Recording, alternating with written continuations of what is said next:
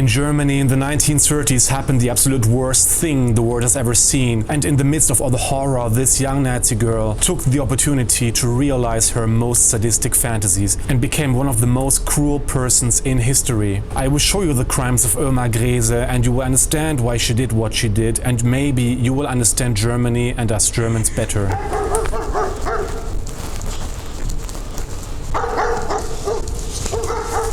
Oh, it's really spooky.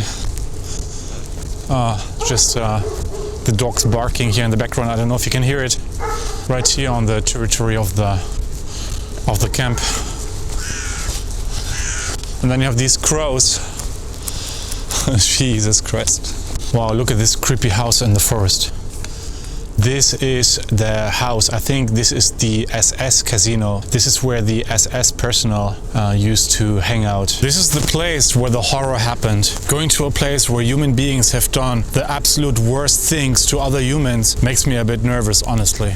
In the 1940s, when the Nazis had a monopoly on bizarrely creepy wartime horror, Irma Grese joined the SS to work as a guard in this camp here.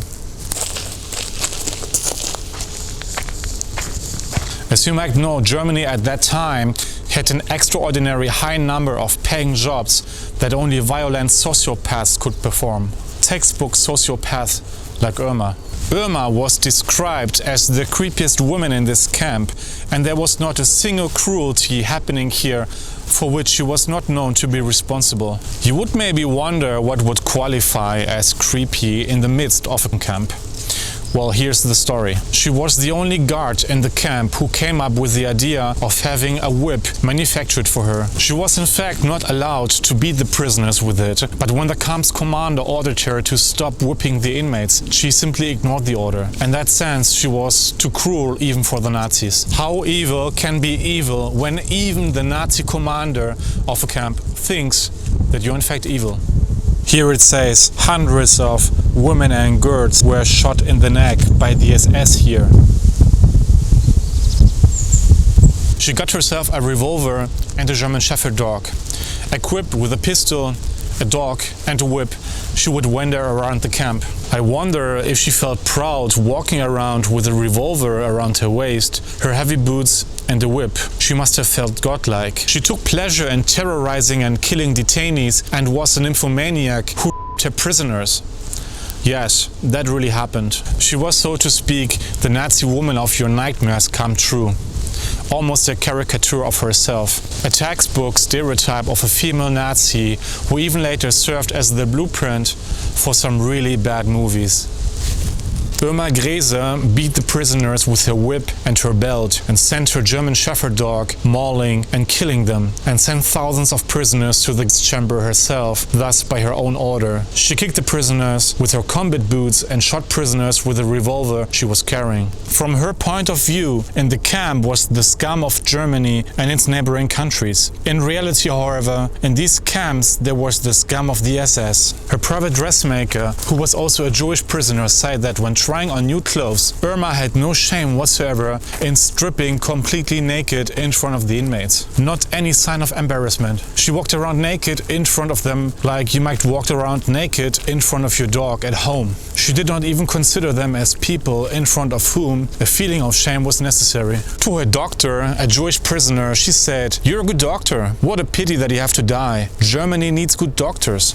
Surviving prisoners reported that Irma was bisexual and took men and women as partners. Of course, it was forbidden to sleep with prisoners, so becoming a lover was very dangerous. Survivors reported that her former female lovers, who could have testified against her, were sent by her straight to the chambers after they had made love, if you want to call it that way. Prisoners later also reported that one prisoner who tried to avoid that very fate gave Irma his girlfriend as a reason not to make love with her. Irma the girl in front of him to make him change his mind, but he persisted, and both the girl and the man were sent by her directly to the chamber to instantly die.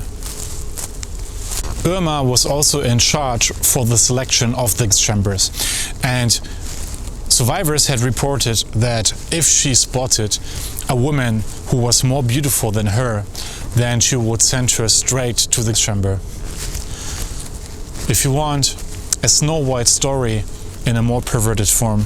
Irma was clearly a psychopath and a sadist, and this is why she was the perfect partner for Dr. Josef Mengele, who was also a psychopath and a sadist. Two psychopaths united, and obviously she would fall into Mengele's honeypot. And if this inspired your most distasteful fantasies now, yes, they have made it also several times.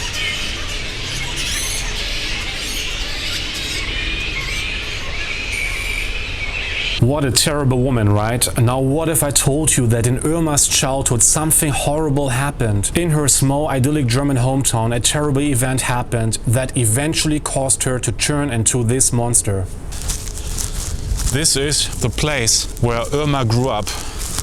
Oh, it really is such a tiny little village in the middle of nowhere. I have eventually found the place where Irma grew up. The neighbors have actually installed that little piece of cement over the door in order to hide the German swastika, the Hakenkreuz, that's presumably still under the cement board.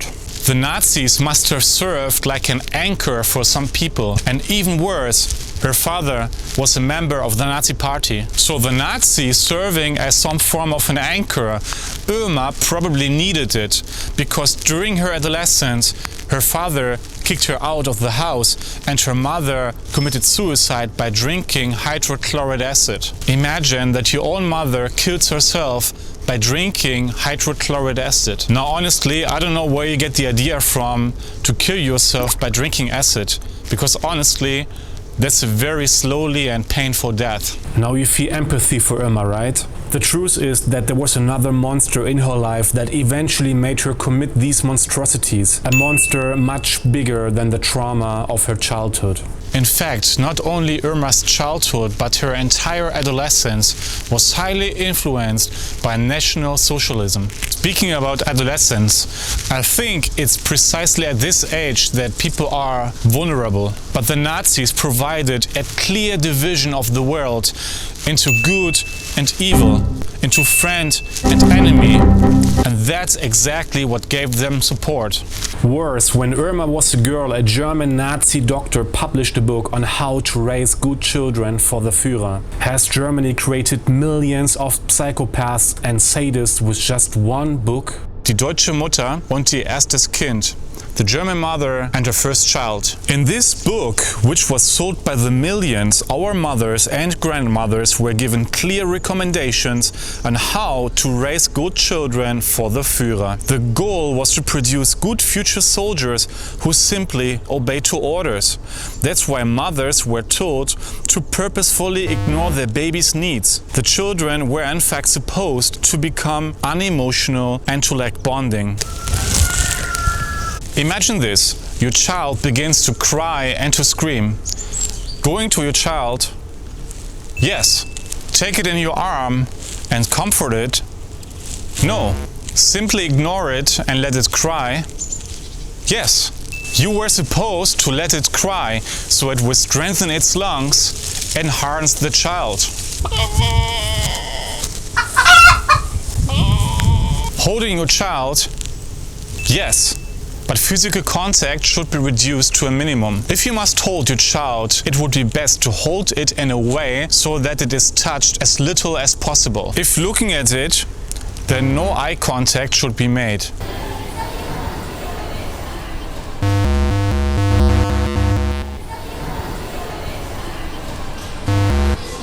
Wow. And most Germans don't even know that their mothers and grandmothers have been raised this way. Research has found that if a child grows up this way, then it will be short on emotions and unable to reflect. Such children who are not thinking and not feeling were in fact very convenient for a nation going on war. If maybe an ancient Greek city comes to your mind now where children were raised with this exact purpose. Madness. This is Sparta! Spartan! What is your profession?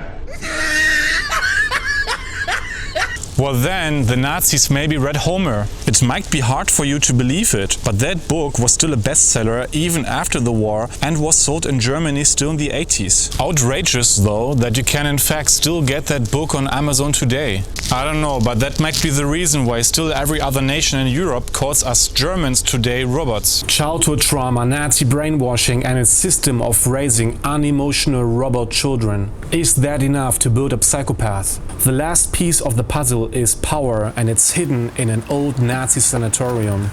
There it is. I found it. The old Nazi sanatorium of Hohenlychen. In this Nazi sanatorium, Irma trained to become a nurse.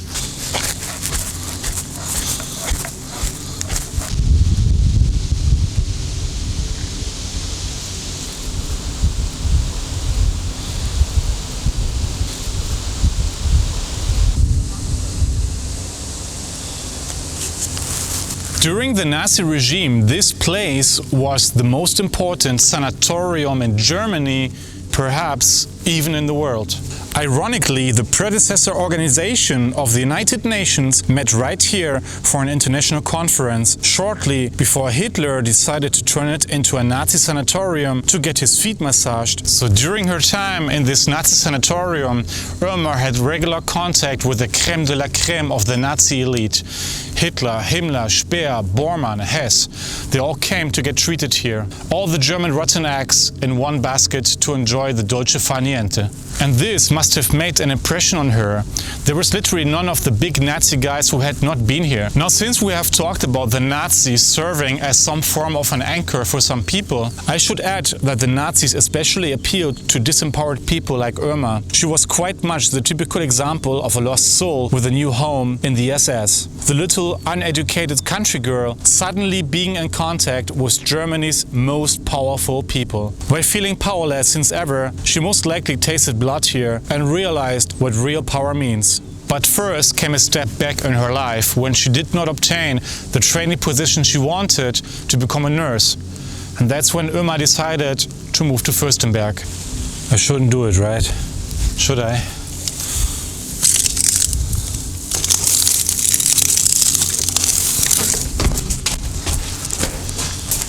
I mean, if a place was haunted, then it must be certainly this Nazi sanatorium with all these people who have been killed here by medical experiments conducted on them.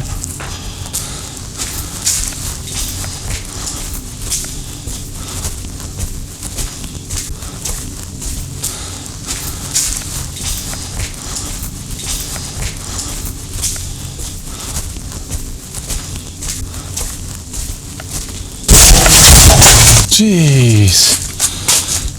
Damn. Well, I got scared for a second.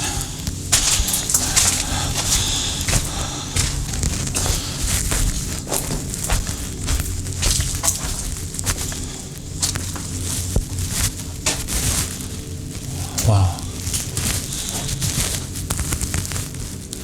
I mean, it almost looks like a computer game, to be honest.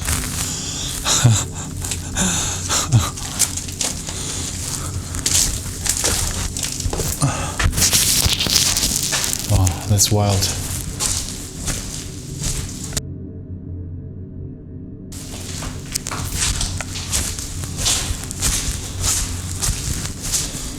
Oh, this is huge. So many rooms here. Oh, that's the stairs. It doesn't look too good though, honestly. Would you walk up these stairs in Germany? Oh, oh damn. Oh, that. Oh, Jesus Christ. I'm gonna fall to death here.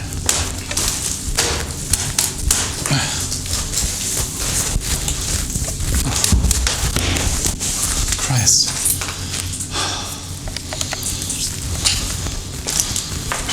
Jesus.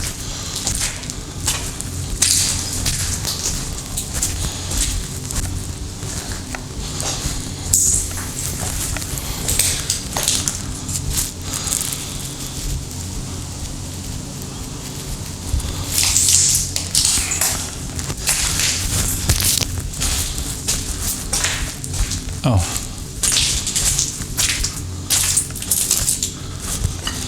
What's this? Someone had a party here drinking wine in the old Nazi sanatorium.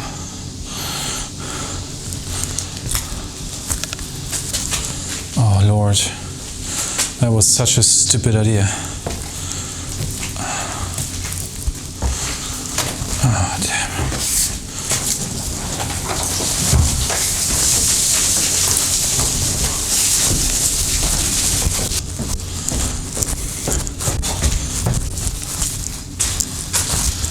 How could such a place rotten so much in so little time?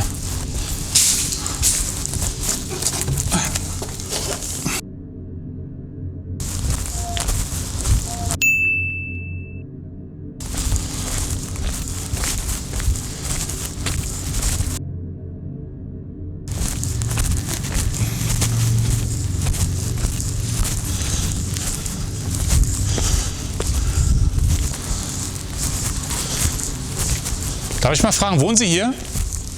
Ja. Fühlt sich das nicht komisch an, in so einem ehemaligen Nazi-Sanatorium zu wohnen? Am besten schleichen Sie sich. Da draußen ist die Tür. Ja?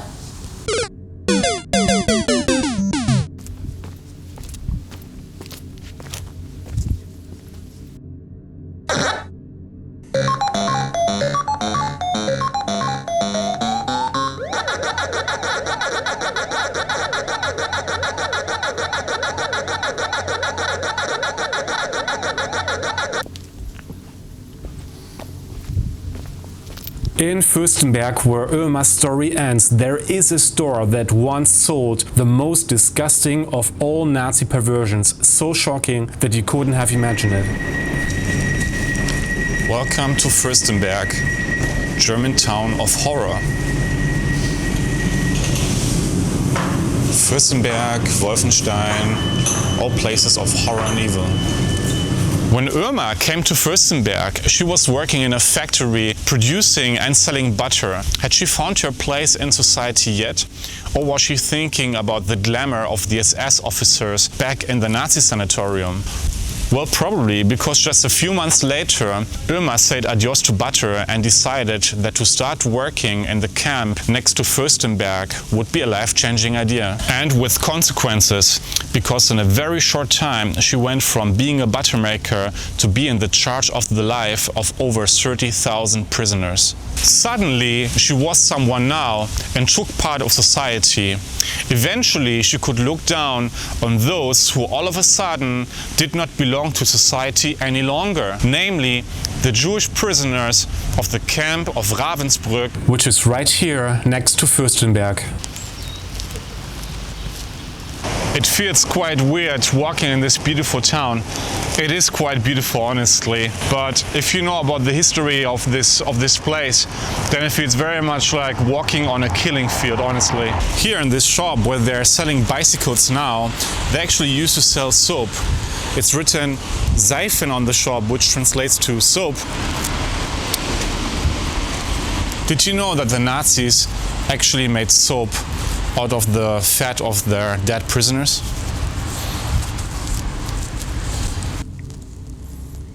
So idyllic here if you didn't know that the ashes of thousands of murdered people were floating in this lake, coming from the crematory that's up there at the end of the lake. Imagine you're working as a camp guard here in Fürstenberg. During the day, you're killing hundreds of people, and in the evening, you have your leisure time. Maybe you would go to the cinema here in Fürstenberg, maybe getting an ice cream, buying some soap, meeting the other SS officers, swimming together with them in the lake. Yes, they were indeed swimming in the same lake, on whose ground the ashes of tens of thousands of their victims were dumped for a very long time. This is probably the largest mass grave in a lake in human history.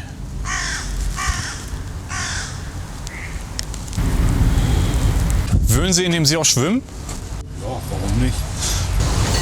Letztendlich bewegen wir uns auf der Asche von vielen Lebewesen. When the war was lost, Irma got arrested and tried by the British. Together with two other female guards, she received the death penalty. And seconds before her death, when the rope was already around her neck, she was asked if she wanted to say something. And the only thing she said was schnell. And then she died.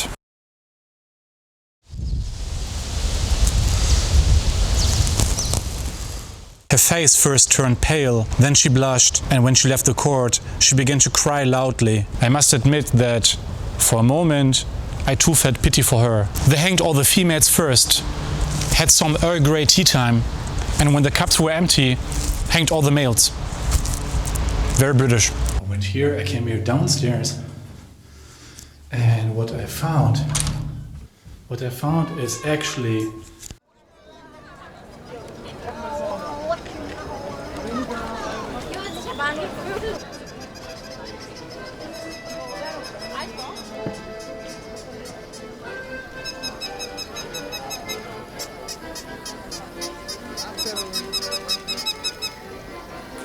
Entschuldigung, sind das Videokassetten?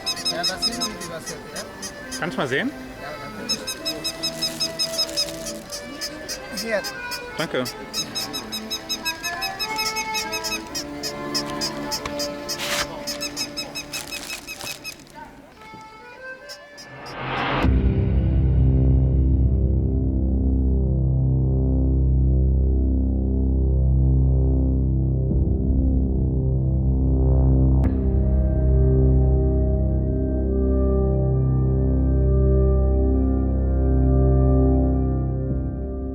Would it be challenging for you to put the result of hundreds of hours of your work on the internet for free? For me, this decision is in fact still very challenging, because YouTube doesn't really like this kind of Adolf content, and for them, it's a big for their advertising partners. And this means that my production costs for the video on Irma are in the hundreds, and I will get back zero from YouTube just because I'm not in their partner program, and those Adolf videos usually don't get monetized. If you would like to see more of these videos and help this weird channel to survive, then on patreon.com you could motivate me to keep filming and make me become the first happy German kid ever. Jetzt geht's los, jetzt geht's los. Spiele!